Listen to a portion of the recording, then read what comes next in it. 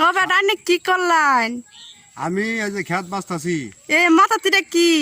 এটা তো জীবনে দেখছি না।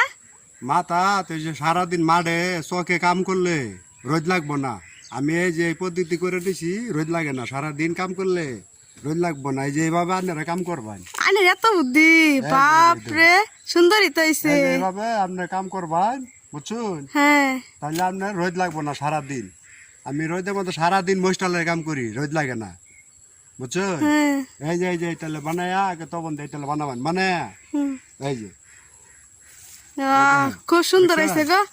আন্নের তো বলা রোদ লাগতো না কিছু না, সারাদিন কাম রোদ করলে কি? সারাদিন লাগে না। আমি সারাদিন কাম করি, রোদ লাগে না। মনে করেন যে রোদ একবারে হুইয়া থাকি, তাও রোদ লাগে না। এই দেখেন আমি মাঠে কাজ করে দেখেন, তে তো ভালাই। ওই যে ওর কথা দর্শকের দেখেন, ও সেই সুন্দর হয়েছে। ও এই যে দেখেন, এই যে ঘাস দেখেন, এই যে ঘাস করতেছি আমি। সারাদিন কাজ করি, হ্যাঁ, হুম। আবার রোদ লাগে না। মহিষটাল বাসি একটা না এক মাস কাম করি মহিষটাল বাসা, আমার শরীরে রোদ লাগে না। কেনের বেটে নে বাদ দেন না কাম কর। দেখেন দেখেন ওর কথা দেখেন দেখেন।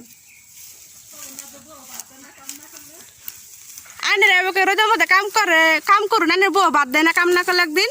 না, আনের বড়াই রুমি হ্যাঁ সুদ্দা। দেখেন। আমি সারাদিন এই ফেলে কাজ করি, এই যে দেখেন। হ্যাঁ দেখছি। এই যে এইভাবে বানাবেন। ও দেখছি।